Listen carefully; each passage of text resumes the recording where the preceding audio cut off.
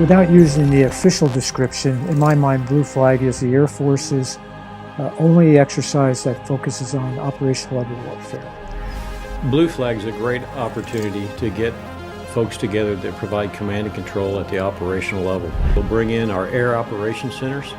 We'll task them through a realistic tasking process, just like they were going to command and control the forces in combat. And it's something that we don't get to practice nearly enough. We do good blocking and tackling, but taking theater air power and applying it against a problem of anywhere on the spectrum of conflict, from humanitarian assistance, disaster response, to a major conflict, our ability to practice the operational level of war for command and control, we don't get many opportunities. Blue Flag is really the only place we get to do that. The Blue Flag concentrates on an Air Ops Center and the staff that exists at the numbered Air Force level.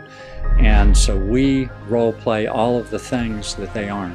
It allows us to drive the scenario, drive the objectives, drive the length, the breadth and depth of the exercise. It allows us to hit pause and replay a portion of the exercise. And it helps train the audience, so when they do find themselves in those situations or the environments where very close calls have to be made, they're already familiar with their area, their operations, the platforms that they're supporting, their capabilities, and sometimes even most importantly, their ROEs.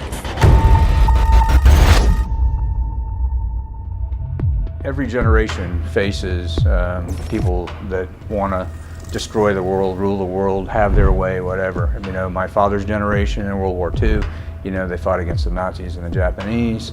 My brother went to Vietnam. So there's always people in the world that are doing bad things, and you have to be able to train people to defend against those things, those people. A lot of times for a Blue Flag, you know, we ask the training audience to give us a problem that they think is something that they'll face in future operations.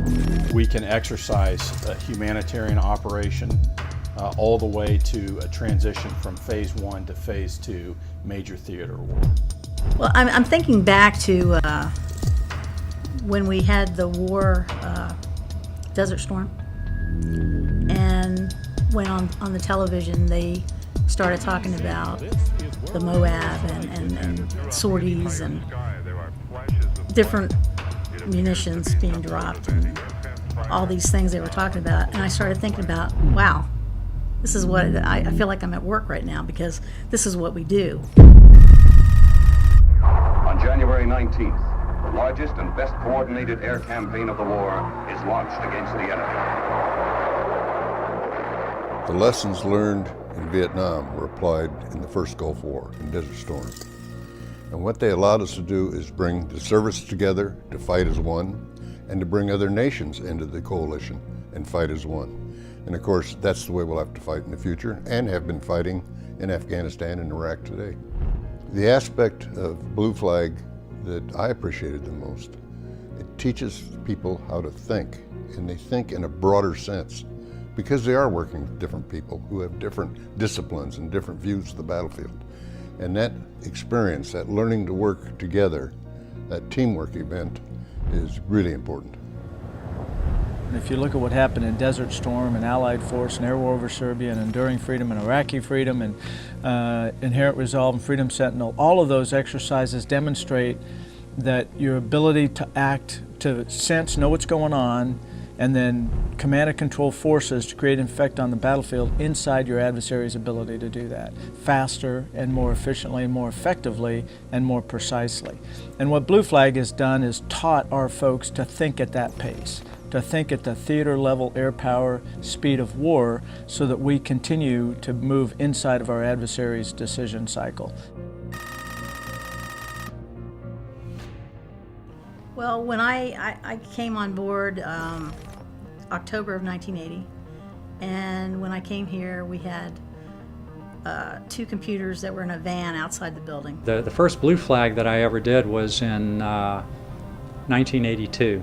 Back then I was working in the Air Ops control cell that was flying the aircraft. In the simulation that they had, I would get the aircraft airborne, and then I would fill out a note card that said how many aircraft I had airborne. It would then be given to some folks that were in another room, and they would roll dice to determine the outcome of the engagements of the aircraft that I was flying.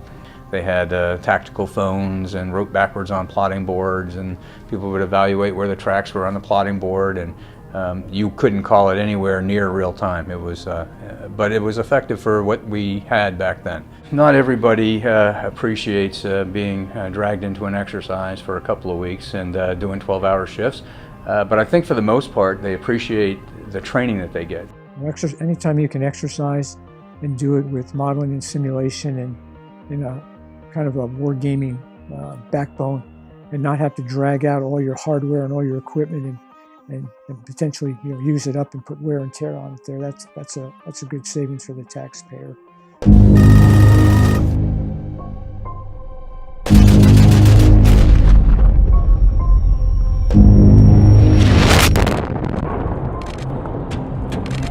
So as the previous commander of the 6th and 9th AOC over at IUD during the Syria crisis and when ISIS broke out onto the plain, we here take those lessons and we develop scenarios that better prepare commanders downrange than I was prepared. I thought I was ready to go, and all of a sudden you go, how did this happen?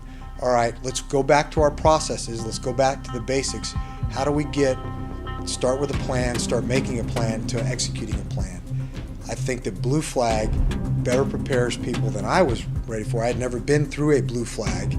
It better prepares folks to be ready to go right away as opposed to learning as they go. I think Blue Flag's going to expand in importance. I think it's going to expand in complexity and capability. And I think technology is going to allow us to do a level of training with our airmen in both the AF4 and the AOC that's going to allow us that decision advantage against our adversary. You know, the goal that I would have for the squadron in the future would be that when we execute a Blue Flag, that the training audience doesn't know the difference between the real world and the simulation world, and it all seems the same to them. I think the Blue Flag team here at Hurlburt at the 505th Wing there has always done an incredible job challenging the training audiences, and we're only going to get better at it. As technology evolves, we're going to evolve. Every time the Air Force gets something new, we'll have to figure out a way to present it and to fly it correctly so that people get trained on all of the new capabilities. We have to stay abreast of that. So we're going nowhere but up. I think the folks in the 505th and Blue Flag folks have done absolutely outstanding. My hat's off to them. But as the saying goes, no good deed goes unpunished. So I'm going to keep asking more and more of them because they'll step up. There's no doubt in my mind. We never stay stagnant. We continue to bring on new technologies, new concepts of operations, new innovation.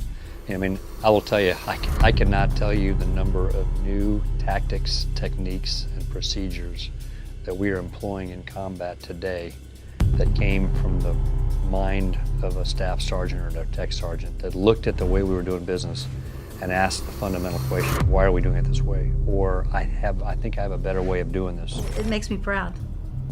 I don't know how else to say it. It makes me proud to be part of this. We've received letters from warfighters before that went off to war, and they sent back a letter saying thank you. The training that I got from Blue Flag helped me in my job. You know, and that's real. You know, that's real, knowing that they're out there protecting us and they got their training from us.